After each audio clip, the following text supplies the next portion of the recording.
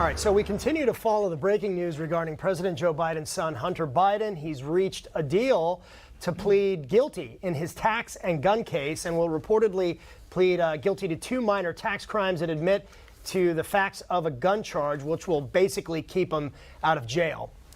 Let's take a live look here on Capitol Hill. The news breaking today also as House Republicans continue to pursue their own investigations into Hunter Biden's business dealings, including examining foreign payments and other aspects of his finances. And joining us with more insight and analysis is former Chief Counsel on the Senate Intelligence Committee, Victoria Toensing. She's also a senior Justice Department official. Also with us is former U.S. Attorney for Washington, D.C., Joe diGenova. He's also a chief counsel on the Senate Rules Committee. Great to see you both. Thanks for coming on. So the charges against Hunter Biden are detailed in the criminal filing in U.S. District Court in Delaware. Victoria, walk us through what's happening now in the overall procedural aspect of the case.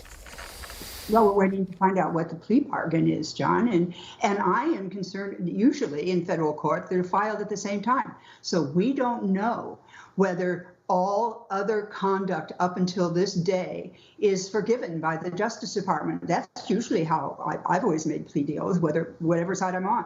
You forgive all the rest of the conduct. And I'll tell you the conduct that concerns me, and I can go into in detail later, and that is about corruption in Ukraine, which I personally know about.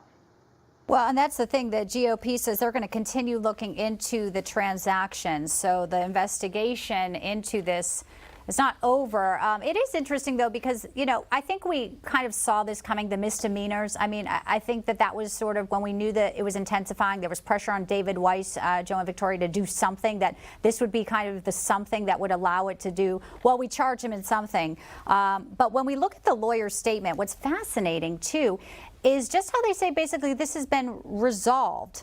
That's their take on it. It's, you know, when we talk about two-tier justice, for me, I say this is far from resolved, because what about, where did he get the money to pay his taxes? And what about some of the investigations, for example, with his child payments that he's talking about in Arkansas? How do all of these kind of converge into what appears to be the DOJ, you know, giving him a sweetheart plea deal, but also these other intense focuses from the GOP and the IRS whistleblower? Well, I don't think there's any doubt that this is a sweetheart deal. There's no other description of it.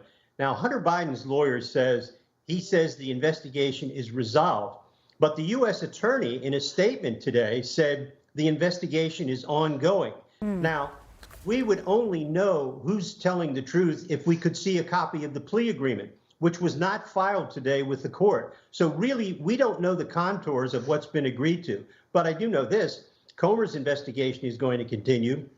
Jim Jordan's investigation is going to continue. But make no mistake about it, the Biden family has won. I mean, they have won a massive victory. This is corruption 101 with the cooperation of the Department of Justice. David Weiss, the U.S. attorney in Delaware, should be ashamed of himself. This is an embarrassment of a resolution. To think 5 years to get to this? No, that doesn't wash. This stinks to high heaven. Well, why wasn't that plea bargain, why wasn't it filed today? I mean, is it just, again, go ahead. Oh, duh. I wonder why. I don't think they want us to see it until the very last minute. When the attorney says everything is resolved, I say that means that they're going to forgive everything else that's happened. And do I have a moment here to tell you about Ukraine? Because I personally know about it. Rudy Giuliani and I were talking to the prosecutor general, which is the equivalent of the AG of Ukraine, about Biden corruption there. And he told us that Victor Shokin was falsely fired, that Hunter Biden's company, Burisma, was being validly investigated, and so was George Soros's Antac and NGO, and that he wanted to come to the United States to give that evidence to the U.S. Justice Department. And Rudy and I were supposed to represent him. But we were threatened if we went to Ukraine, and the U.S. Embassy said they would not protect us, so we had to drop it. Well, we also know Congressman Comer reacting to these charges, saying, make clear that he will be pursuing his investigation. We know that includes, bringing in Devin Archer, the former, business partner of Hunter Biden. So that case and that scrutiny does go forward. But again, we're also looking at somebody who is. Bianca, it doesn't if they've said you're forgiven for everything up until this day. Well, the Comer investigation is going to continue to go forward, but if this is resolved, as Hunter Biden lawyer says, it's over for the Bidens.